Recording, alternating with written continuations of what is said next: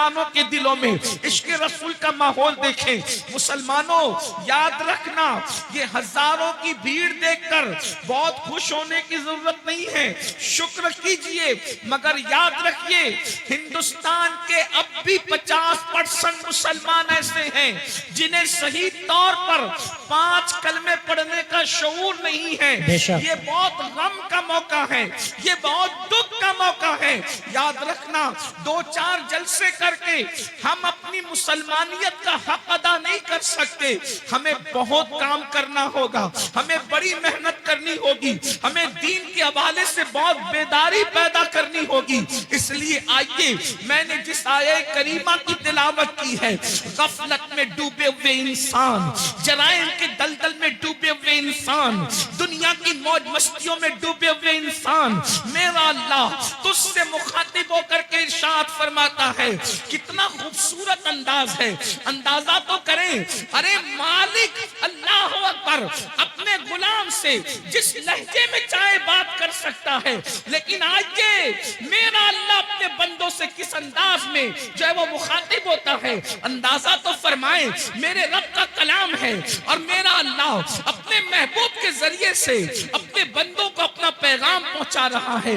आप अंदाजा करें, एक मामूली सा सेठ अपने मजदूर को अच्छे लहजे में बात करना अपनी तौहीन समझता है, मगर यहाँ कलाम खुदाबंदी का तेवर देखें। मेरा रब अपने बंदों से किस तरह मुखातिब है।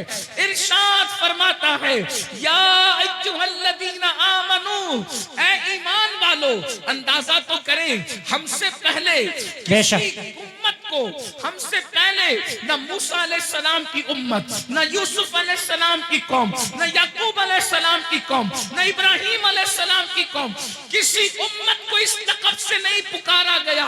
अगर ये पुकारा जा रहा है तो सिर्फ उम्मत मुहम्मदिया को पुकारा जा रहा है, और उसकी वजह ये नहीं कि हम बहुत बड़े हैं, नहीं, बल्कि वजह ये है कि अल्लाह ने हमें महबूब की उम्मत में पैदा किया। बेशक, बाबा बाबा बाबा, महबूब से प्यार है तो महबूब की उम्मत से भी प्यार है। सुभान अल्लाह। क्या कहा जा रहा है?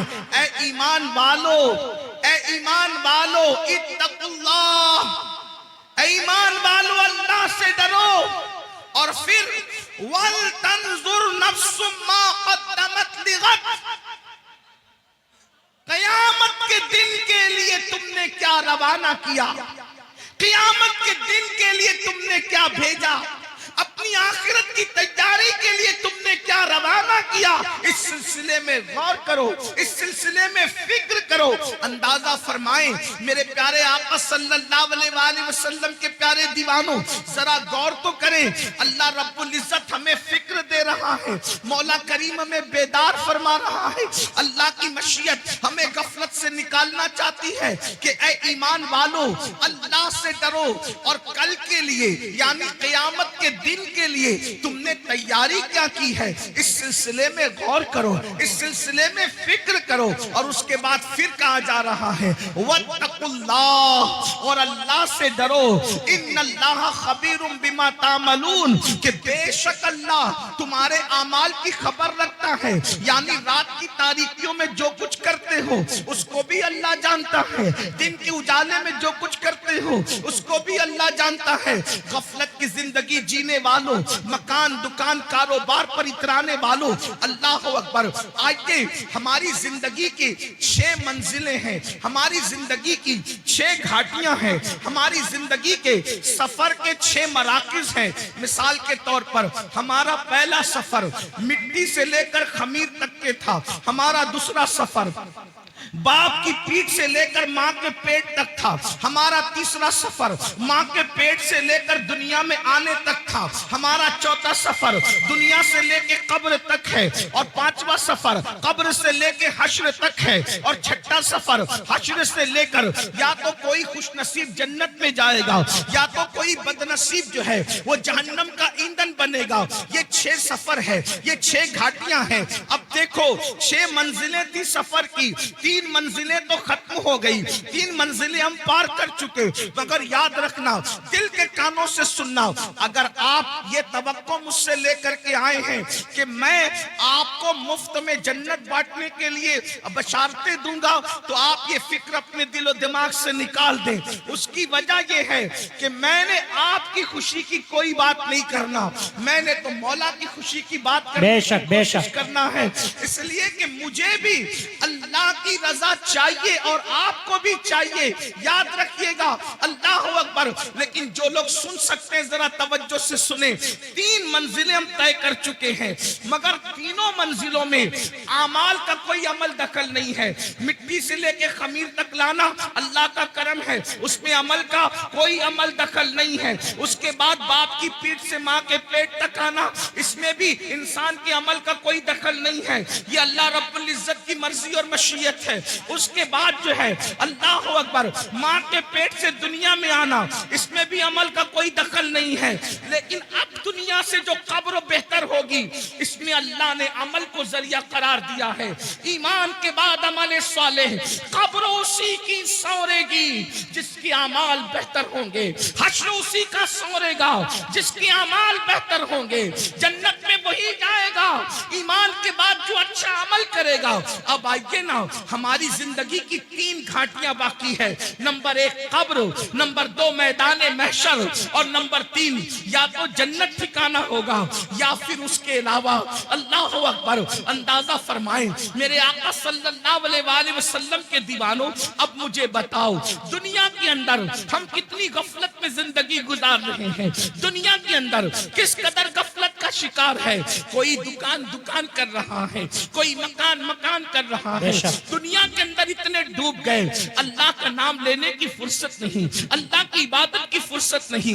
आइए, मैं बहुत तवील गुफ्तगू नहीं करूंगा, लेकिन एक बहुत अहम बात आपके कानों से गुजारना चाहता हूँ। अल्लाह अकबर, अल्लाह अकबर। एक मर्तबा सैयदना ईसा अला नबीना वाले सलाम अपने हवारियों के साथ, यानी अपने साथियों के साथ एक बस्ती से तशरीफ ले जा रहे हैं। जब आप बस्ती से तशरीफ ले जा रहे थे तो आपने क्या देखा कि बस्ती के लोग सब के सब मर के औंधे पड़े हुए हैं, औंधे मुंह पड़े हुए बस्ती के अंदर। अल्लाह के पैगंबर हजरत सैयदना ईसा अलैहि सलाम ने पूरी बस्ती को औंधे मुंह मुर्दा पड़ा हुआ देखा, तो हजरत ईसा अलैहि सलाम ने इरशाद फरमाया अपने हवारियों से कि देखो अल्लाह का अजाब आ गया इस बस्ती पर, ये बस्ती अल्लाह के अजाब की वजह से हलाक हो गई। अल्लाह ने इनको मारकर औंधे मुंह डाल दिया है, अल्लाह इनसे नाराज है। उस वक्त हवारियों ने पूछा, ए अल्लाह के मुकद्दस नबी, ये बताएं कि आखिर किस जुर्म की वजह से इन पे अजाब आया, अजाब आने की वजह क्या है। तो हजरत ईसा अलैहि सलाम ने पूछा, मौला मेरे हवारी ये जानना चाहते हैं कि इन पर अजाब क्यों आया, अजाब आने की वजह क्या थी। तो उस वक्त अल्लाह रब्बुल इज्जत ने वही फरमाई, ईसा जब रात तारीक हो जाए, जब रात अंधेरी हो जाए, तो उस वक्त रात की तारीकी में आप आवाज दीजिएगा, आप आवाज लगाइएगा, तब आपको ये बताएंगे कि किस वजह से इन पर अजाब आया, अजाब आने की वजह क्या है। अल्लाहु अकबर। जब रात तारीक हो गई तो हजरत सैयदना ईसा अला नबीना वाले सलाम ने एक आवाज लगाई, बस्ती वालों ये बताओ किस वजह से तुम अजाब में गिरफ्तार हो गए। अब दिल के कानों से सुनना, एक बंदे की जो लाशें औंधे मुंह पड़ी हुई थी, औंधे मुंह पड़ी हुई लाशों में से एक लाश से आवाज आई, ए अल्लाह के पैगंबर ईसा अलैहि सलाम, हमको जो अजाब में गिरफ्तार किया गया उसकी 2 वजह थी। नंबर 1, हम दुनिया की मोहब्बत में मुब्तला थे, हम दुनिया की मोहब्बत में गिरफ्तार थे। आगे की गुफ्तगू करने से पहले अब जरा मुझे बताओ, ये जो आपके ज़हन और दिमाग में खप्त है कि हम कुछ भी कर लें हम पर कोई अजाब नहीं आएगा, ये बात सही नहीं है। अल्लाह अकबर। उसकी तफसील ये है, उम्मते मोहम्मदिया होने की वजह से इज्तिमाई अजाब इस कौम पर नहीं आएगा, यानी पूरी कौम हलाक नहीं होगी, मगर इनफिरादी अजाब जो जैसा करेगा वैसा उसको भरना पड़ेगा। कुरान कहता है, वमा असाबकुम मिन मुसीबतिन फबिमा कसबत अयदीकुम, कि तुम पर जो भी मुसीबत आती है वो तुम्हारे अमल की वजह से आती है। बारहा सूफिया का ये कौल दोहराया जाता है, जो तुम्हें ठोकर लगती है वो तुम्हारे गुनाह की वजह से लगती है। अल्लाह अकबर, जो महफिल से रोशनी जाती है वो भी हमारे गुनाह की वजह से जाती है। जो हमारे चिराग बुझते हैं वो भी हमारे गुनाह की वजह से बुझते हैं। अल्लाह अकबर। आज मुझे बताओ कितने मुसलमान हैं जो सुकून की सांस ले रहे हैं? हर जगह तूफान है, हर जगह घर जहन्नम कदा बना हुआ है। कोई कहता है मौलाना बच्ची को रिश्ते अच्छे नहीं आते, बिस्तर पे करवटें बदल रहे हैं, बेटियों के लिए तड़प रहे हैं, सिसकियां ले रहे हैं। मैं पूछना चाहता हूं मुसलमानों, मुझे बताओ बेटियों को अच्छे रिश्ते क्यों नहीं आते? ऐसा कि अल्लाह ने उनका जोड़ा पैदा नहीं किया, पैदा किया है। बहने माँ और आप भी सुन ले, जो अल्लाह दरख्त के पत्तों को बेजोड़ पैदा न करे, जो अल्लाह चूटियों को बगैर जोड़े के पैदा न करे, जो अल्लाह फूल और फलों को बेजोड़ पैदा न करे, जो अल्लाह सर के बालों को बेजोड़ पैदा न करे, जो अल्लाह सितारों की अंजुमन को बेजोड़ पैदा न करे, जो अल्लाह समुंदर के कतरों को बेजोड़ पैदा न करे, वो तुम्हारी बेटी और बेटे को बेजोड़ कैसे पैदा करेगा? लेकिन ये रिश्ते क्यों थमे हुए हैं? कहा किसी ने बांध दिया है। मैं कहता हूं याद रखना, मैटर कुछ भी हो, मेरी नजर तुम्हारी गुफ्तगू पर नहीं। हम तो मुस्तफा जाने रहमत के गुलाम हैं। हुजूर की बात पर तवज्जो करेंगे, अल्लाह की बात पर तवज्जो करेंगे। याद रखना, किसी ने बांधा हो ना बांधा हो, किसी ने रुकावट पैदा की हो या ना की हो, कुरान कहता है वमा असाबकुम मिन मुसीबतिन फबिमा कसबत अयदीकुम, कि तुम पर जो भी मुसीबत आती है अल्लाह अकबर तुम्हारे करतूत की वजह से। सैयदना फारूक आजम फरमाते हैं जब तुम गुनाह करते हो तो कब्र अनवर में रसूलुल्लाह को रंजीदा करते हो। अल्लाह। जो काम अपने नबी को कब्र अनवर में अज़ियत पहुंचाए, वो कौम बिस्तर पर सुकून की सांस कैसे ले सकती है? तुम खुदा के महबूब को बेकरार करते हो, फिर अल्लाह तुम्हें बेकरार करता है। बेशक। नींद की गोलियां खाकर भी तुम्हें चैन की नींद नहीं, इसलिए कि तुमने गुंबदे खजरा में खुदा के महबूब को बेचैन किया, हुजूर को बेकरार किया। अल्लाह अकबर। कौन सा गुनाह नहीं करते? आज कहते हो मैं बिस्तर पर तड़पता हूं, क्यों? हमारे करतूत। गौर करो, अपने अमाल का एहतिसाब करो। आज तो हर आदमी अपने आप को वली से कम समझने को तैयार नहीं जी। अगर अल्लाह का इनाम हो तो समझते कि हमारे अमाल की वजह से बंदे अपने अमाल की औकात और हैसियत क्या है। जिस कौम को वुजू और गुस्ल का तरीका याद न हो, उसके अमाल की हैसियत क्या है? जी। ये तो अल्लाह का करम है, ये तो अल्लाह का एहसान है कि उसने तुम्हारे भी और हमारे भी ऐबों पे पर्दे डाल रखे हैं। बेशक। सच्ची बात को ईमान लगती अगर वो तुम्हारे और मेरे ऐबों पे पर्दे न डालता। मैं इन अल्लाह वालों की बात नहीं कर रहा हूं, तुम्हारी और मेरी कर रहा हूं। अगर वो आपके और मेरे ऐबों पे पर्दे न डालता तो ना आप यहां बैठने के काबिल होते, ना मैं यहां बैठने के काबिल। उसका कितना बड़ा एहसान है। तो आज अगर बेटियों को रिश्ते नहीं आ रहे हैं, हमने हुजूर को रंजीदा किया, अल्लाह हमें रंजीदा कर रहा।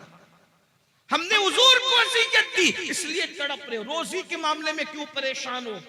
रोजी के मामले में क्यों तड़प रहे हो? हुजूर को अज़ियत दे रहे हो। कौन से गुनाह जो नहीं करते?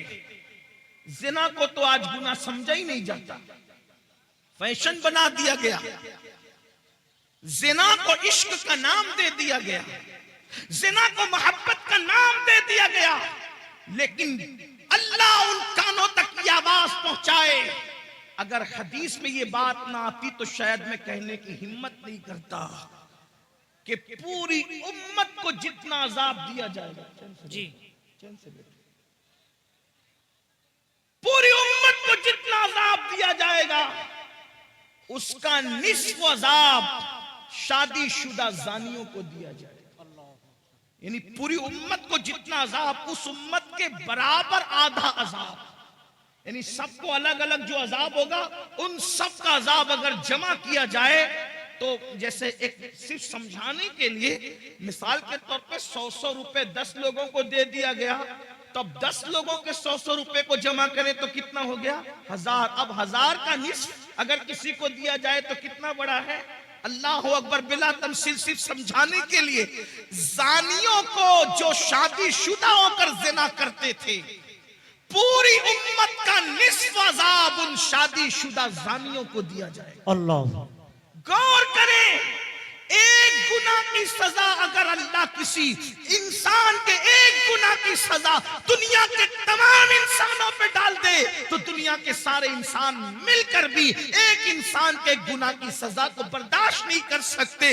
उम्मत का निस्फ अज़ाब जिन लोगों के वजूद पे डाला जाएगा उनकी हालत क्या होगी? अल्लाह अकबर। वो जहन्नम जिसमें पहाड़ भी पिघल जाएंगे, उसकी आग को जिसमें पहाड़ पिघल जाएंगे, वो आग जहन्नमियों के जिना के आज़ा पर दहकाई जाएगी, उनकी शर्म की जगह पे दहकाई जाएगी। जरा सोचे तो सही, 2-3 मिनट की लज्जत, 2-3 मिनट की लज्जत, 2-3 मिनट का ऐश, चंद लम्हों की लज्जत, अल्लाह अकबर। और फिर हमेशा की जिल्लत। और मेरी कौम के जवानों को फैशन के नाम पर उसी तरफ डाला जा रहा है, उसी तरफ जब ढाला जा रहा है। कल का जवान जिना के नाम से भी कांपता था। मैं जानता हूं अपने बचपने की वो दास्तानें कि नौजवान लोग कहते थे हम सारी शरारतें कर सकते हैं, लेकिन जिना की तरफ जाने की हिम्मत न हुई। ये हमारे बचपन तक जवानों की बातें हमने सुनी थी, हर मस्ती करेंगे, हर शरारत करेंगे, लेकिन बदी की तरफ नहीं जाएंगे। मगर अफसोस, आज हम कितना दुखी दिन देख रहे हैं, कितने कर्ब से गुजर रहे हैं, कितनी असियत से गुजर रहे हैं। कौन सी हुकूमतें आई, कौन सी चली गई, इस पर हमें उतना दुख नहीं है, इसलिए कि हुकूमतों का आना जाना ये तो मौसम की तरह बदलता रहता है। लेकिन कौम के जवानों के बिगड़ने का दुखड़ा हम किसको जाकर के सुनाएं? हुकूमतें तो चंद सालों में बदलती है, लेकिन जब कौम का एक जवान बिगड़ जाता है तो 3 पुश्तों तक इस्लाह की उम्मीद नहीं की जा सकती। जिस कौम के 16-16, 17-17 साल की उम्र के लड़के जिना में डूब जाएं, उस कौम का मुस्तकबिल क्या होगा? उस कौम की कैफियत क्या होगी? अल्लाह अकबर। हमें बहुत बड़ी जिम्मेदारी सौंपी गई है। मेरे आका अलैहिस्सलाम के दीवानों, बिलखुसूस जवानों से मुखातब हूं, मेरे भाइयों, अल्लाह के बंदो, जिना की बड़ी कर्बनाक सजा है। अल्लाह जब किसी जानी को सजा देता है तो उसकी कई पुश्तों तक वो सजा बाकी रहती है। अल्लाह। मगर जो तौबा कर ले, तौबा करने वालों को अल्लाह माफ करता है। और ये भी कहा गया, जिसने शादी से पहले जिना किया, अल्लाह उसकी नस्ल में ऐबी, लंगड़े, लूले, अंधे, गूंगे बच्चे पैदा करता है ताकि उसका दुख वो झेलते रहे। 98% लोगों के घर में जो ऐबी बच्चे पैदा होते हैं वो जिना की नहूसत की वजह से पैदा होते हैं। माएं और बहनें मौजूद हैं, उनको ऐसा लगता है सोर्सेस की वजह से अच्छे रिश्ते आते हैं। मैं एक बात अच्छे रिश्ते का एक वजीफा आपको देना चाहता हूं। सबको अल्लाह से डर के गुनाह छोड़ दो, अल्लाह से डर के गुनाह छोड़ दो, अल्लाह तुम्हें अच्छा रिश्ता भेजेगा बेशक। इसलिए कि गुनाह को छोड़ देने से बेहतर वजीफा अल्लाह के यहां कोई है ही नहीं। वज़ाइफ की अहमियत अपनी जगह, लेकिन इससे बड़ा कोई वजीफा नहीं है कि अल्लाह से डर के गुनाह छोड़ दिया जाए। लोग कहें बगैर दलील आप बात कर गए, लेकिन मैं आपको दलील के जरिए समझाता हूं। देखो, अल्लाह से डरने की बरकत, रिश्ता ढूंढना नहीं पड़ेगा, रिश्ता चल कर आएगा। लड़कों से भी कहता हूं, लड़कियों से भी कहता हूं, और ऐसे घराने का आएगा जिसका तुम तसव्वुर नहीं कर सकते। आपने इस रिवायत को मुख्तलिफ मुख्तलिफ तनाजुर में सुना। आज मुझसे भी इस तनाजुर में आप सुने, गौसे पाक के गुलाम से इस तनाजुर में सुने। आपने सुना होगा मदीने मुनव्वरा की सरजमीन है, रात का आखिरी हिस्सा है, रात का आखिरी पहर है। उस रात के आखिरी पहर में एक बूढ़ी की कपकपी आवाज निकलती है, बेटी जल्दी से दूध में पानी मिला दो। तो जवान आवाज क्या आती है, अम्मी जान क्या आपने नहीं सुना, अमीरुल मोमिनीन ने मना किया कि दूध में पानी मिला करके नहीं बेचा जाए, क्योंकि ये जुर्म है, ये धोखा है, ये फरेब है, इसलिए मैं दूध में पानी नहीं मिला सकती। तो बुढ़ापे की कपकपी वाली आवाज आई, बेटी अमीरुल मोमिनीन तो सो रहा होगा, उसको क्या खबर कि हम दूध में पानी मिला रहे हैं। मगर जवान बेटी का जवाब था, अम्मी अमीर तो सो रहा है मगर अल्लाह तो हमें देख रहा है। जब अल्लाह देख रहा है, अमीर के ख्वाब से दूध में पानी नहीं मिलाते और अल्लाह देख रहा है हम दूध में पानी मिला दे, ये कैसे हो सकता है। देखो उस लड़की, अभी उसको रिश्ता नहीं आया था मगर उसके दिल में अल्लाह का खौफ था, अल्लाह की खशियत थी, खुदा का करना। अमीरुल मोमिनीन, गैजुल मुनाफिकीन, इमामुल मुजाहिदीन, जानशीन रसूल सैयदना उमर इब्न खत्ताब रात की तारीकी में मदीने की गलियों में घूम रहे थे ताकि रियाया का हाल देखें। जैसे ही कानों में आवाज टकराई, खुश हो गए कि मेरी रियाया में ऐसी बच्चियां भी मौजूद हैं जो रात की तारीकी में भी अल्लाह से डरती है। घर पे निशान लगाया, दिन को मालूमात ली कि बच्ची शादीशुदा है कि कुंवारी है। पता चला कुंवारी है। अपने बेटों को जमा किया, जमा करने के बाद कहा मैं बूढ़ा हो गया हूँ, अब शादी नहीं कर सकता, बताओ तुम में कौन उस लड़के से शादी करेगा। एक बेटे ने कहा मैं करूंगा। अल्लाह अकबर, अल्लाह अकबर। कल तक जिसके घर कोई रिश्ता नहीं आ रहा था, ये खौफे खुदा से, गुनाह से बचने की बरकत है कि अल्लाह अकबर सैकड़ों मुरब्बा मील पर हुकूमत करने वाले फारूक आजम के घर का रिश्ता बगैर किसी सोर्स के उनके घर पहुंच गया। और अल्लाह अकबर, सिर्फ खौफे खुदा की बरकत से वो लड़की 3 बर्रे आजमों के हाकिम उमर इब्न खत्ताब की बहू बन गई। बेशक, सुभान अल्लाह, वजह सुभान अल्लाह, अल्लाह की खशियत। और सिर्फ फारूक आजम की बहू नहीं बनी, बल्कि अल्लाह ने उस बेटी से एक बेटी पैदा फरमाया और उस बेटी से जो बेटा पैदा हुआ वो पहली सदी का मुजद्दिद हजरत उमर इब्न अब्दुल अजीज कहलाया। नारे तकबीर, नारे रिसालत। पहली सदी के मुजद्दिद की नानी भी बन गई, उमर इब्न खत्ताब की बहू बनी और दूसरे उमर की नानी बनी जिसे सानी उमर कहलाया जाता है। अल्लाह अकबर। ये है तो अर्ज क्या कर रहा था, जब हजरत ईसा ने पूछा ऐ कौम मरे हुए औंधे पड़े हुए लोगों बताओ अल्लाह ने तुम्हें क्यों औंधे मुंह मार के डाल दिया, तो उन्होंने क्या कहा, हम दुनिया से मोहब्बत करते थे।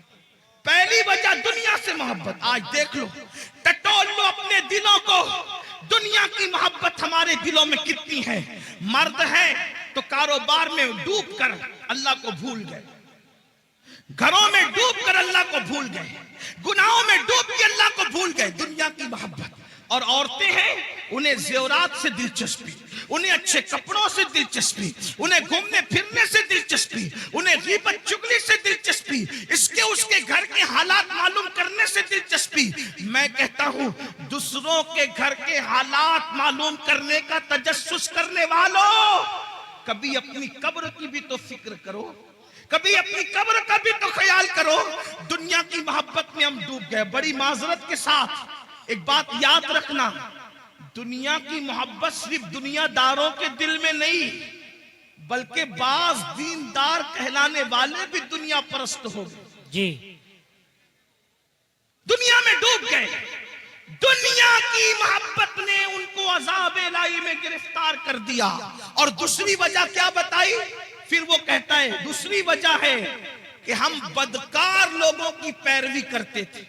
क्या कहा, हम बदकार लोगों की पैरवी करते थे। बदकार, अब गौर करें, ध्यान दें कि ईसा अलैहिस्सलाम की उम्मत के बदकार ज्यादा बदकार थे कि आज लोग ज्यादा बदकार हैं? बेशक। वो कह रहे कि हम बदकारों की पैरवी करते थे, बदकारों की नक्काली करते थे, तो अल्लाह ने हमें मार के औंधे मुंह डाल दिया, अजाब में गिरफ्तार कर दिया। ईसा अलैहिस्सलाम की कौम में तो इंटरनेट की नऊसत नहीं थी, इतना तेज रफ्तार दौर नहीं था, समंदर के किनारे जाकर के अय्याशों की होटलें तो उस दौर में नहीं थी। आप गौर करें कि वो लोग अगर बदकारों की पैरवी करें तो मार के औंधे मुंह डाल दिए जाएं। आज मेरी कौम का जवान कितने बदकारों की पैरवी कर रहा है, फटी हुई जींस, ये किसकी पैरवी है, नेकोकारों की या बदकारों की? किसी शरीफ ने कभी फटी हुई जींस पहना? पहली बात तो ज्यादातर शरीफ लोग वो लिबास ही नहीं पहनते जो आप पहनते हो। हमने तो शरीफों का लिबास भी छोड़ दिया, बेशक। हमें शरीफों का लिबास पहनने में शर्म आती है।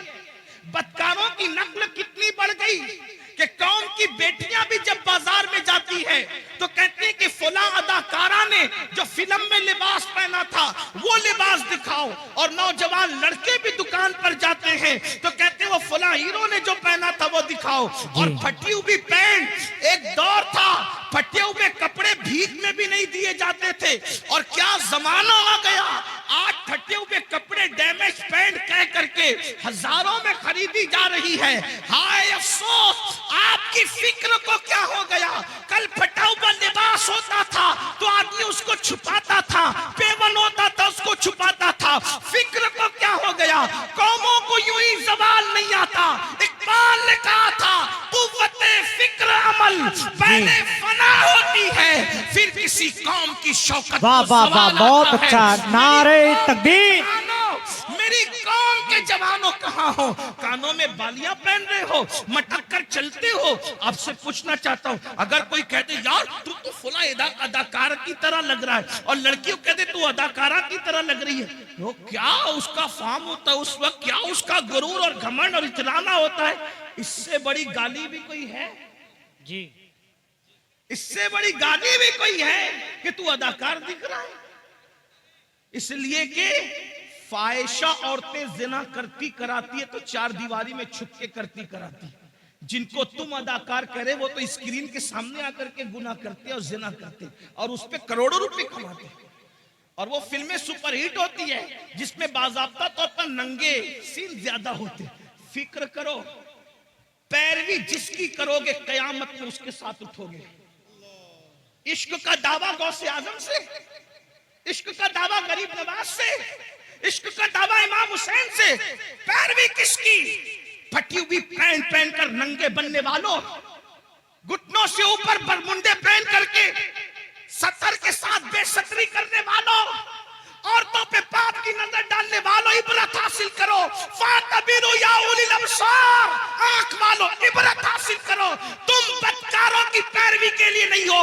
नादान बदकार की पैरवी वो करे जिसके यहाँ सिद्दीक अकबर जैसा कायद न हो, फारूक आजम जैसा कायद न हो, उस्मान गनी जैसा कायद न हो, मौला अली जैसा कायद न हो, इमाम हसन जैसा कायद न हो, इमाम हुसैन जैसा कायद न हो, गौसे आजम जैसा कायद न हो, तारिक बिन जियाद जैसा कायद न हो, अल्लाहु अकबर, सलाउद्दीन अय्यूबी जैसा कायद न हो। हमारे पास तो ऐसे स्टार्स मौजूद हैं कि लोगों ने ख्वाब में भी, बहुत अच्छा, बहुत अच्छा, वाह वाह वाह, औरों ने ख्वाब में भी नहीं देखा होगा।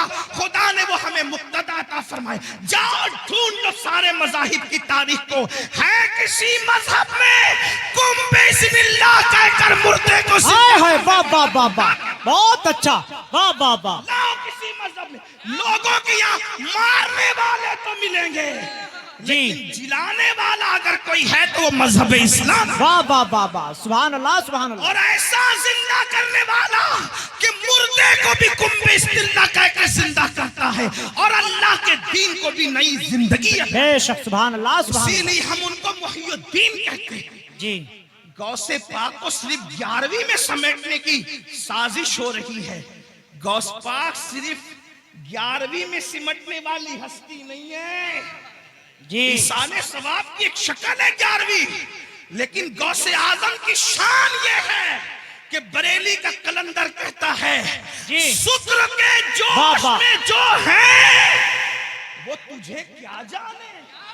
जी। हाँ, मैं अपने होशियार नाजिम साहब और मौलाना गुलाम जिलानी जैसे साहिब फन लोगों की तरह इतनी हिम्मत नहीं रखता कि हर 2 जुमले पे कहूं कि बोलो सुभान अल्लाह ना।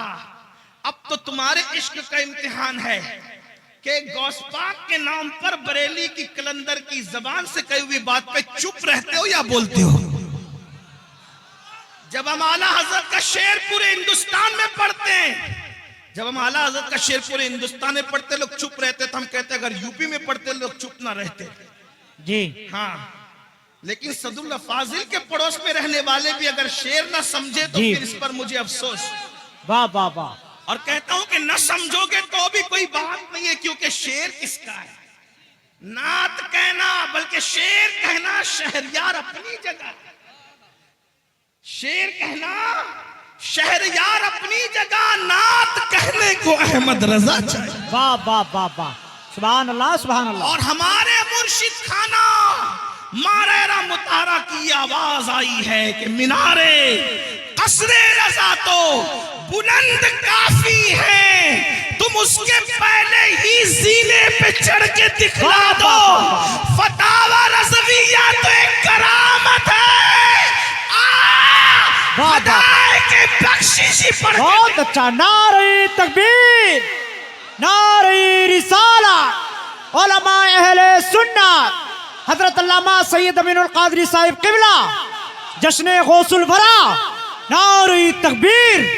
बहुत अच्छा। सुभान अल्लाह सुभान अल्लाह। क्या करे, शुक्र के जोश में जो है वो तुझे क्या जाने। जी। वो तुझे क्या जाने। शुक्र किसको कहते हैं? विलायत की एक मंजिल है।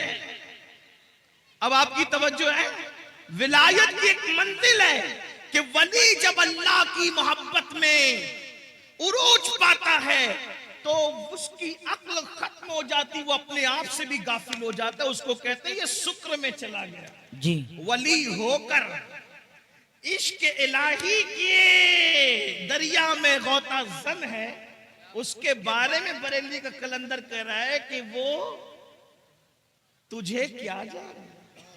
तवज्जो है आपकी, तवज्जो है आपकी। जो शुक्र की मंजिल पे पहुंच चुका वली, वो तुझे क्या जाने। जब वली हो करके शुक्र की मंजिल पे पहुंचकर मेरे इमाम कह रहे वो तुझे क्या जाने, तो जिनको वुजू के भी फराइज याद ना हो वो गौसे पाक की अजमत क्या जाने। वाह वाह वाह वाह वाह। जिन्हें नमाज के वाजिबात भी पता ना वो गौस पाक को क्या जाने। तो काफिर गौस पाक को कौन जानता? अमीनुल कादरी, मौलाना गुलाम जिलानी, हबीबी जो बैठे हुए, या फिर ये नाजिम साहब, ये नाथका साहब या आसिफ साहब, कौन जानता है? कना अगर गौस पाक की अजमत पूछनी है तो हमा शुमा से न पूछो, क्योंकि शुक्र वाला उनको नहीं जानता। तो जानने वाला कौन है? तो कहते हैं शुक्र के जोश में जो है वो तुझे क्या जाने। खिज्र के होश से पूछे कोई रुतबा देना। अगर मेरे गौस की शान पूछना है तो जाओ और हजरत सैयदना खिज्र से पूछो कि अजमत गौसे आज़म। बेशक। वाह वाह वाह वाह। नारे तकबीर, नारे रिसालत। बहुत अच्छा।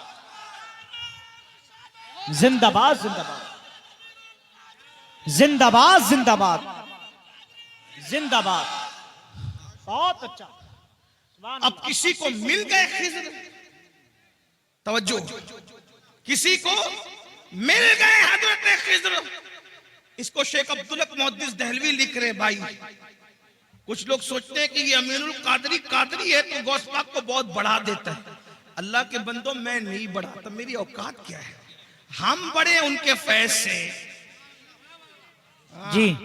हम बड़े हैं, अगर बढ़ गए हैं किसी की नजर में उनके फैज से, वरना हमारी कोई औकात नहीं। जब तक बिके न थे कोई पूछता न।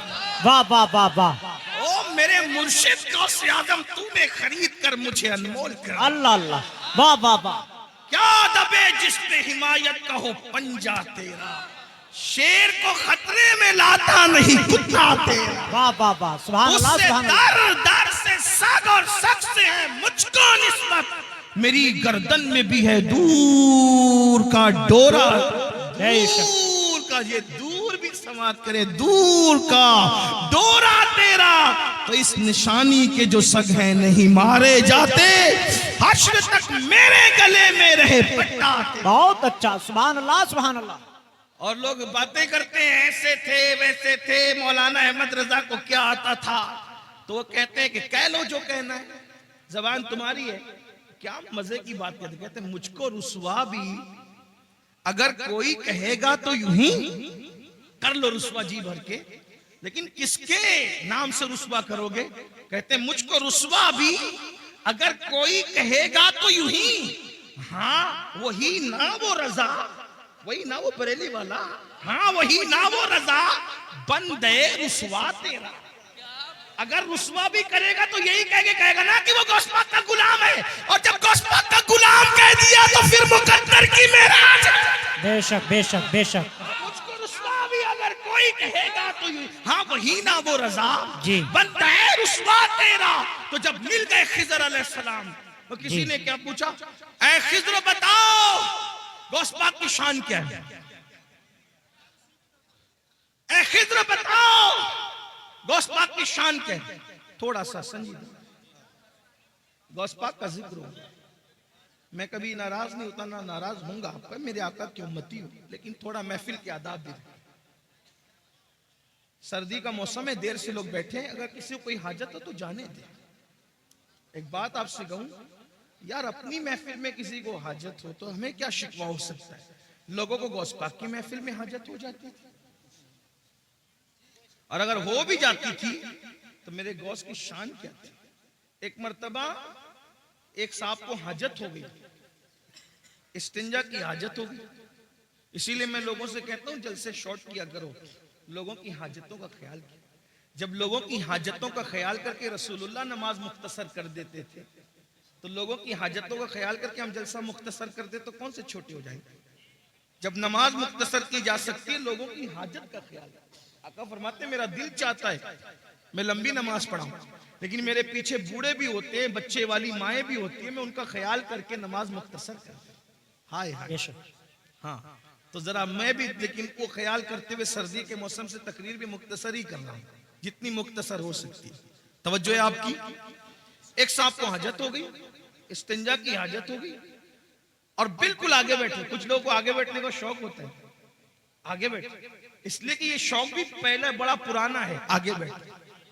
हाँ, सहाबा किराम भी आगे बैठने की कोशिश करते थे हुजूर के कदमों में जी, गौसे पाक के गुलाम भी आगे बैठने की कोशिश करते थे। सबके अपने अपने अंदाज होते। कुछ ऐसे भी मेरे भाई होंगे जो इंटरनेट पे बैठ के घर में तकिए के साथ लेट कर सुन रहे होंगे, उन्हें सुनने का सवाब तो मिलेगा, लेकिन महफिल की जो बरकत है, मैं ये नहीं कह रहा इंटरनेट पे ना सुना करो, लेकिन महफिल की जो बरकत है, जहाँ 40 मोमिन जमा हो जाए उनमें एक अल्लाह का वली होता है। बेशक। हाँ, तो तकिया लगाने में यहाँ का लुत्फ कहाँ आएगा, इसलिए कि यहाँ कई औलिया खुद मौजूद होंगे इंशाअल्लाह। सोचे तो सही, 40 में एक वली होता है, हजारों में कितने वली होंगे, और किसी की नजर हम पे पड़ गई तो फिर हमारे तो वारे न्यारे हो जाए इंशाअल्लाह, मुकद्दर संवर जाएगा, क्योंकि निगाहे वली में वो तासीर देखी, बदलती हजारों की तकदीर देखी। अल्लाह अकबर। तो अर्ज ये कर रहा था, एक साहब को हाजत हो गई, गौस पाक अब बिल्कुल बैठे आगे, और मजमा कितना, 70,000। गौस पाक की महफिल में लोग आते थे 70,000। ये रिकॉर्डिंग के लिए चंद कैमरे लगे हुए, इस पे फूले नहीं समाते लोग, कितने कैमरे लगे थे रिकॉर्डिंग के लिए। गौस पाक की उस दौर की 900 साल महफिल में, 900 साल पहले की महफिल में 400 उलमा कलम दवात लेकर बैठते थे और गौस पाक का खिताब रिकॉर्ड करते थे जी, उसको बेशक, लिखते थे बेशक। उस दौर में। सुभान अल्लाह। 70,000 का मजमा, और इंसान इतने, जिन्नात उससे ज्यादा, औलिया पूरी दुनिया में सुनते थे जब गौसे पाक खिताब करते थे। गौस पाक है मेरे भाई। हजरत खिज्र से जब पूछने वाले ने पूछा अब्दुल कादिर जिलानी कैसे है, तो कहा उनसे पहले ऐसा वली नहीं हुआ, और उनके बाद क़यामत तक ऐसा वली इमाम महदी तक नहीं हो सकता। ये शान है। ये शान है गौस पाक की। इमाम महदी के दौर तक ऐसा वली अब नहीं आएगा। ये शान है गौसियत नाम है। मेरे इमाम कहते हैं तू अपने वक्त का सिद्दीक अकबर, तवज्जो, तू अपने वक्त का सिद्दीक अकबर, गनियो हैदरो आदिल या गौस। और कहते कोई सालिक है या वासिल या गौस। सालिक और वासिल का मतलब, सालिक उसको कहते हैं जो विलायत के रास्ते पे अभी चल रहा हो, मंजिलें तय कर रहा हो, और वासिल उसको कहते हैं जो विलायत की मंजिल पर पहुंच गया हो। हमारे अहले सुन्नत के अकीदे में गौसे आजम क्या कहते हैं, कोई सालिक हो या वासिल हो या गौस, वो कुछ भी है, तेरा साहिल है या गौस। बेशक बेशक, कुछ भी हो जाए गौस पाक का मनता ही है। गौस पाक के दर पर हाथ ही फैला रहा है वो। ये शान है गौसियत में आपकी। तो मैं बात पूरी कर दूं, बात मुकम्मल कर दूं। क्या अर्ज कर रहा था? अल्लाह अकबर। एक साहब को हाजत थी, गौस पाक साहिब कश्फ थे। कश्फ यानी अल्लाह ने उनको दिल में ऐसी चमक दी थी कि वो दिलों के हालात जान लेते थे। और कश्फ के बारे में सब अखबाल मौजूद है, मैं उसकी कोई तशरीह नहीं कर रहा हूं, सिर्फ अवाम के फहम के हिसाब से बात मैंने बता दी। तो जब देखा कि उनको इस्तिंजा की हाजत है, अपनी चादर उन पर डाल दी, चादर उठाकर उन पर डाल दी। जब अपनी चादर उन पर डाली तो वो अपने आप को गौस पाक की महफिल में नहीं पाते, बल्कि अपने आप को एक जंगल में पाते, जहां पर नहर थी, दरख्त था और जंगल था, जंगल में कोई नहीं था। उन्होंने जल्दी जल्दी जब वो अपनी चीजें उतारी, दरख्त से लटकाई, और लटकाने के बाद हाजत से फारिग हुए, वुजू किया।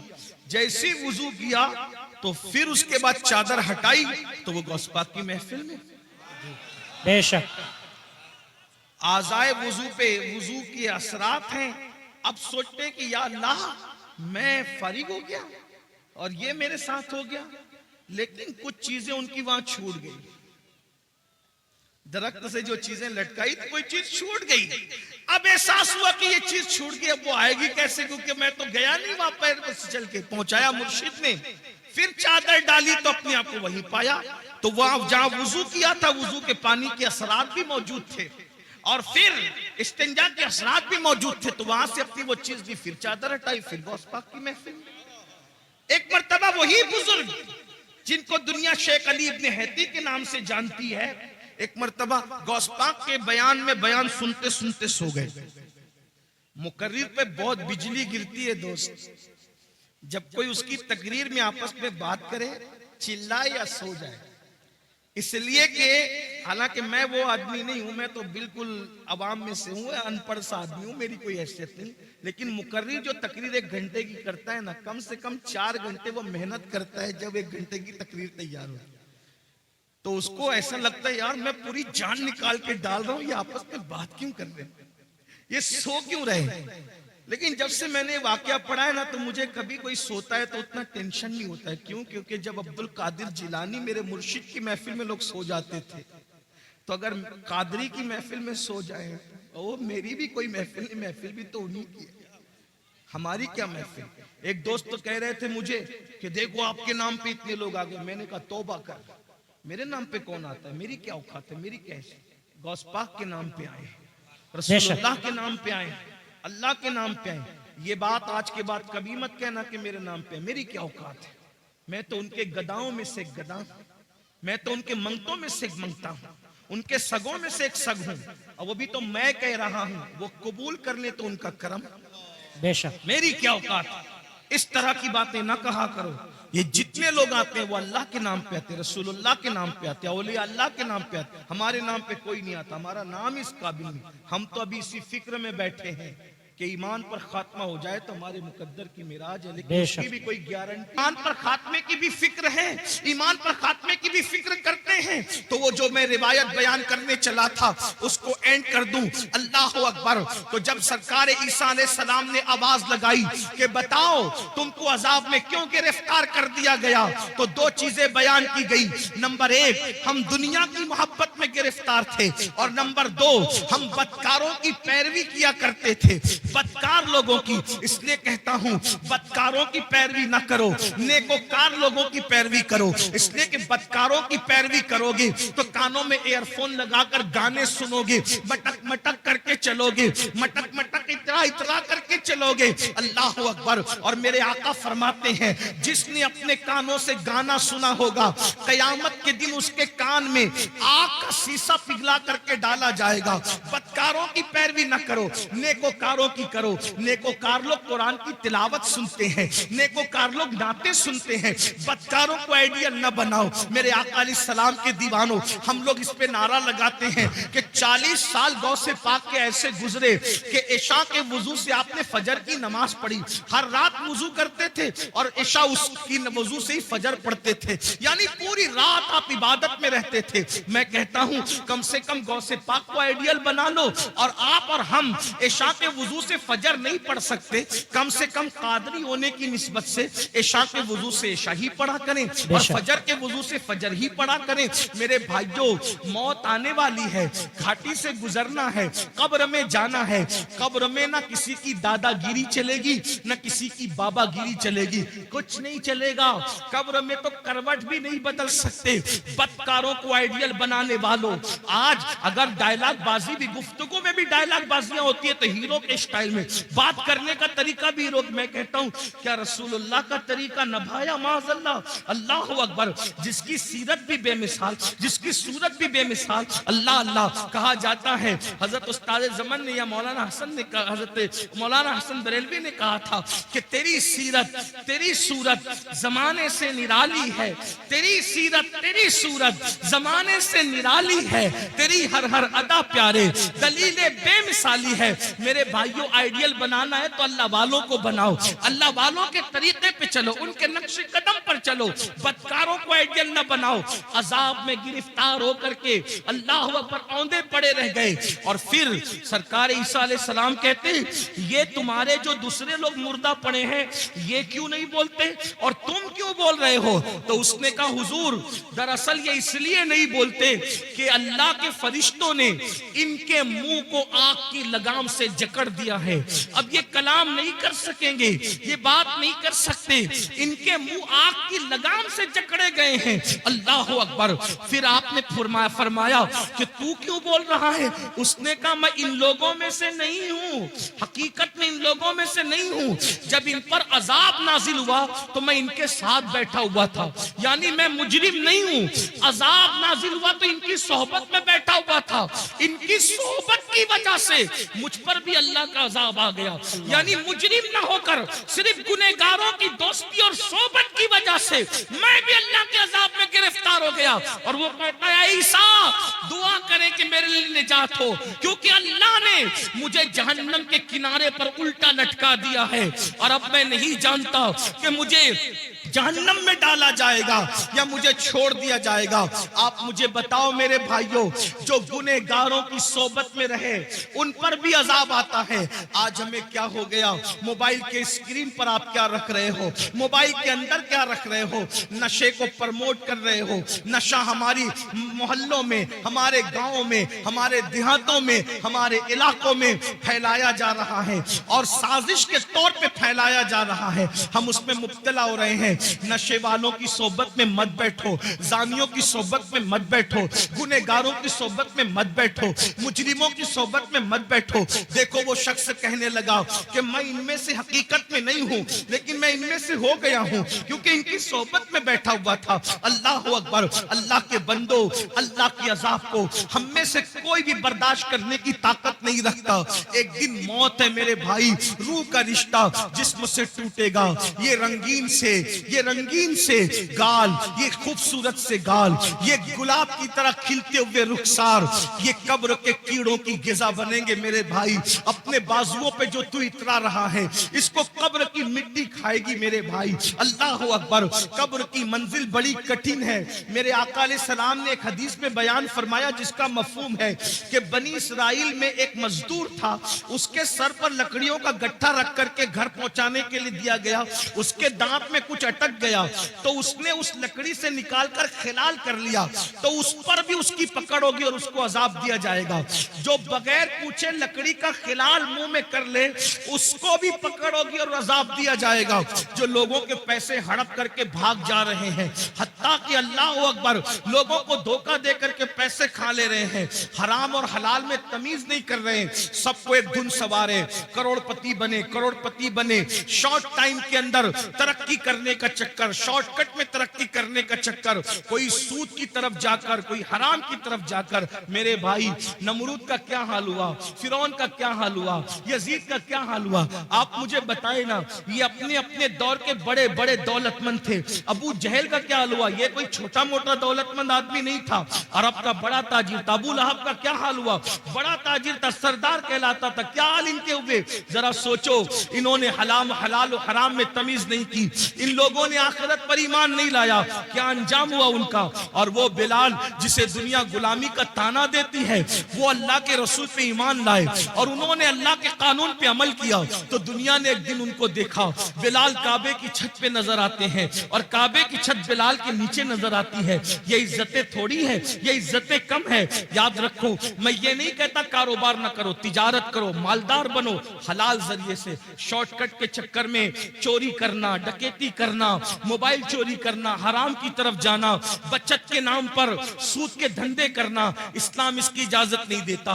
अपने मुकद्दर में जो लिखा है मेरे भाई, उसको कोई छीन नहीं सकता।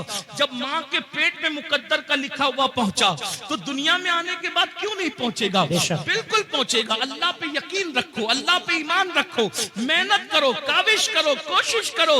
और आपको बताऊं, अल्लाह के रसूल फरमाते हैं, जिस दुनिया के हलाल का हिसाब होना है और जिसके हराम पर अजाब होना है, वो दुनिया से क्या लोग जी। जिसके हलाल में हिसाब है और जिसके हराम में अजाब।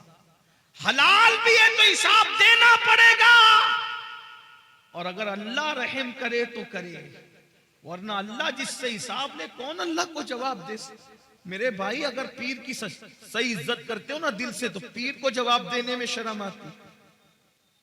पीर से बात करने में हाथ कांपते, मोबाइल पे हाथ कांपते हैं। हमने अपने मुर्शिद इजाजत को जब भी फोन किया, हाथ कांपे। कैसे बात करें, क्या बात करें, बेअदबी ना हो जाए। अगर मुर्शिद से सही मोहब्बत हो तो उसको जवाब देने में जबान कांपती है, अल्लाह को क्या जवाब देंगे। वो अल्लाह जो कहता है, वह तुकल्लिमुना ऐदीहिम व तशहदु अर्जुलुहुम बिमा कानू यक्सिबून, मुंह पे मुहर लगाएगा, आजा कलाम करेगा। अल्लाह कहां हो, मरना है ये दुनिया में हमेशा, कौन रहा जो हम रहेंगे। आखिरत की तैयारी करो, अल्लाह की बारगाह में हिसाब नहीं दे सकते, दुआ करो बेहिसाब बख्शे जाए। गौसे पाक जिनका जिक्र आपने सुना, काबे का गिलाफ पकड़ के कहते, अल्लाह अगर अब्दुल कादिर के अमाल तेरी बारगाह में कबूलियत के लायक नहीं है तो कयामत में अब्दुल कादिर को अंधा उठाना। ये वो लोगों की खशियत। गौसे आजम दाढ़ी पकड़कर रातों को रोते अल्लाह के खौफ से। आप देखें, गौस पाक ने अपना कोई घर नहीं बना, बहुत मालदार थे गौसे पाक, रोजाना नया लिबास पहनते थे और इतना कीमती पहनते थे कि उतना बादशाह वक्त को भी मैसर नहीं आता था, इतना कीमती पहनते। रातों को रोते दाढ़ी पकड़ के, अल्लाह मैं तेरी बारगाह के अंदर जब वो क्या जवाब दूंगा, जब तुम मुझसे सवाल पूछेगा, हिसाब लेकर क्या जवाब। और ये नया नफ्स के लिए नहीं पहनते थे, बहाना था, आज मैं पहनूंगा कल किसी गरीब को पहना दूंगा, इस नीयत से नया पहनते थे। जी बेशक, ये फिक्र थी। फरमाते हैं कि नेकियों के दफ्तर को मैंने उलट पलट कर देखा, खाना खिलाने से बड़ी कोई नेकी मुझे नजर न आई। सरकार गौसे आजम फरमाते हैं, मेरा दिल चाहता है कि मैं अल्लाह की मखलूक को खिलाता रहूं। खिलाने में बड़ी दिलचस्पी थी। खुदा ने उनकी ये तमन्ना यूं पूरी की कि 11वें के नाम पे आज भी दुनिया खाती नजर आ रही है। सुभान अल्लाह, सुभान अल्लाह। हर वली का उर्स तारीख पर मनाया जाता है, लेकिन ये क्या गौसे आजम है, 17 तारीख को करो तो 11वीं ही है, 15 को करो तो 11वीं ही है, 21 को करो तो भी 11वीं है, 20 को करो तो भी 11वीं है। अरे अभी 11वीं का महीना नहीं है, लेकिन फिर भी गौसे आजम की महफिल सजी हुई। वाह वाह वाह वाह, सुभान अल्लाह, सुभान अल्लाह।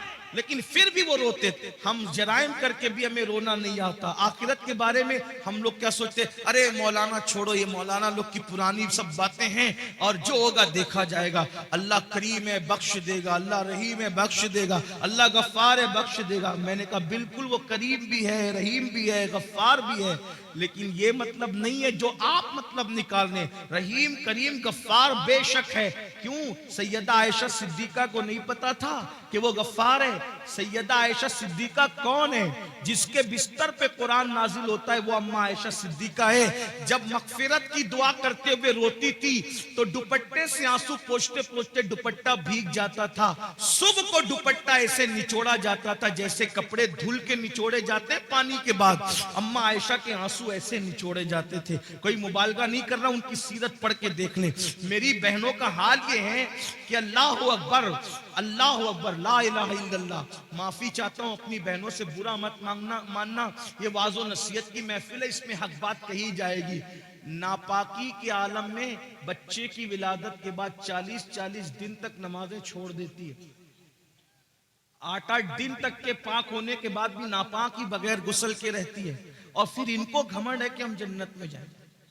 जिसके बिस्तर पे कुरान नाजिल होता है, ऐसी पाकीज़ा जिसकी ततहीर में, जिसकी पाकीज़गी और जिसकी अजमत और इस्मत की शान बयान करने के लिए अल्लाह ने सूरह नूर की आयतें नाजिल फरमाई है। जिसकी तहारत और पाकीज़गी अल्लाह बयान करे, वो अल्लाह अकबर। खुदा जिसकी पाकीज़गी का ऐलान करे, वो सैयदा आयशा सिद्दीका रज़ी अल्लाह ताला अन्हा रात रात भर रोए मग़फ़िरत की दुआ करते हुए। और जिनकी जिंदगी में कोई नमाज ही नहीं, जिन्हें यह भी नहीं पता कि ज़ोहर और जुमा के मसाइल क्या हैं औरत के लिए, उनको घमंड है कि हम तो जन्नत में जाएंगे। अल्लाह करे तुम जन्नत में जाओ, सब जाओ, बेहिसाब जाओ, तुम्हारे सदके मैं भी जाऊं।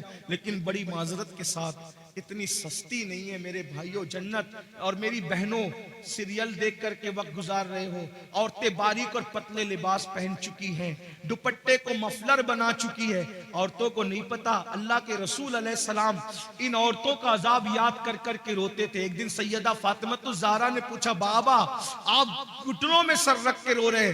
फरमाते हैं, फातिमा मैंने शबे मेराज औरतों पे जो अजाब होते देखा, वो याद करके मुझे आंसू आ रहे हैं। मैं रो रहा हूं कि औरतों को हाल ये था कि उनको उनके बालों से जहन्नम के अंदर औंधा लटकाया गया।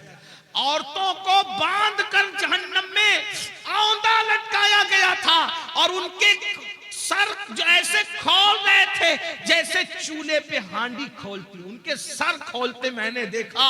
मैं क्यों ना रोऊं फातिमा, उन औरतों का अजाब मुझे रुला रहा है। मेरी बहनों, जहन्नम का अजाब भी कुछ कम न था कि जहन्नम में बालों से बांध के लटकाया गया और खोपड़ियां खोल रही थी जैसे चूल्हे पे हांडियां खोलती है। तो पूछा सैयदा ने, बाबा उनकी खोपड़ियां क्यों खोल रही थी, उनको सर के बालों से क्यों बांधा गया था?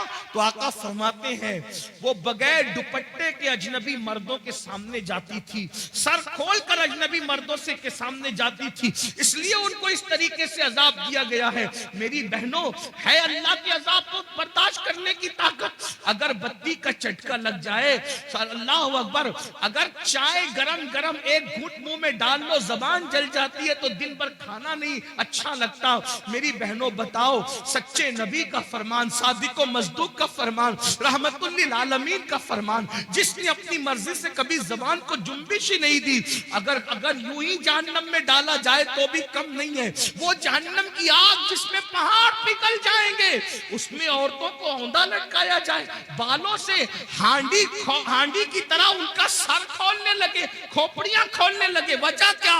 दुपट्टों को मफलर की तरह लटकाकर बगैर दुपट्टे के या सर खोलकर मर्दों के सामने जाती थी, तो ये हाल हुआ। अब आपसे पूछता हूं, ऐ भाई, तुझे अपनी बहन से अगर प्यार है तो अपनी बहन को तू दुपट्टे की ताकीद क्यों नहीं करता? ऐ शौहर, अगर तुझे अपनी बीवी से प्यार है, अपनी बीवी को दुपट्टे की ताकीद क्यों नहीं करता? ऐ बेटे, अगर तुझे अपनी माँ से प्यार है, अपनी माँ को प्यार के साथ दुपट्टे के लिए क्यों नहीं समझाता। और आपसे पूछता हूं, बगैर दुपट्टे के घूमने में कौन सी फजीलत है, और जो है वो सर को खोलने में कौन सी फजीलत है? अल्लाह अकबर। कल भी अगर इज्जत मिली थी तो सैयदा फातिमा के नक्शे कदम पर चलने में औरतों को मिली थी, और आज भी मिलेगी तो उसी में मिलेगी। अदाकाराओं को आइडियल बनाने में नहीं मिलेगी। बहनों से कहता हूं, नहीं बर्दाश्त कर सकती मेरी बहन, तुम पर भी और हम भी, कोई बर्दाश्त नहीं कर सकता। तौबा करो। तकरीर की महफिल, वास की महफिल का मकसद इनकलाब है, तब्दीली है, तौबा है। किसी मर्द के सामने सर खोल के मत जाओ। चचाजाद भाई है, उससे भी पर्दा करो। मामूजाद भाई है, उससे भी पर्दा करो। फुफीजाद भाई है, उससे भी पर्दा करो। ये जो दुनिया के आवारा लोग कहते हैं ना कि पर्दा क्या चीज है, पर्दा क्या चीज है, हमने कहा कोविड में तो सबने पर्दा किया। क्यों पर्दा कराया? तो कहा जरासीम के डर से। मैंने कहा जब जरासीम के डर से मुंह पे मास्क बांध करके पर्दा किया जा सकता है, तो ये इज्जत के लुटेरों के खौफ से अगर कोई इज्जतदार औरत पर्दा करती है तो उसमें हरज क्या है? लोग बड़ी हमदर्दियां जताते रहे, झूठी हमदर्दियां, कि औरतों पर क्या गुजरती होगी जब वो मुंह पे पर्दा बांध करके घूमती होगी। तो हम कहते हैं कोविड ने तो तुम्हें औकात याद दिला दी, तो तुम पर क्या गुजरती थी? सब मुसीबत झेली कि नहीं झेली जरासीम के खौफ से? तो ये जरासीम कम है, ये सिर्फ जान लेंगे, लेकिन ये जरासीम तो आबरू ले लेंगे, ये जरासीम तो आबरू ले लेंगे, ये जरासीम तो ईमान ले लेंगे। इसलिए बहनों से कहता हूं, किसी के बहकावे में आने की जरूरत नहीं। वल्लाह मजहब इस्लाम जैसा मजहब जमीन पे कोई है ना हो सकता। जी बेशक बेशक। ये किसी इंसान का बनाया नहीं, ये अल्लाह का अता किया हुआ है। और फिर मैं तो बार अपनी बहनों से कह चुका हूं, अगर कोई पर्दे में तुम्हें देख के ताना दे तो उसके ताने की परवाह मत करना, क्योंकि हमारे नबी की शहजादी की शान ये है कि उन्होंने यूं पर्दा किया कि उनके सर के दुपट्टे को कभी चांद और सूरज ने भी नहीं देखा।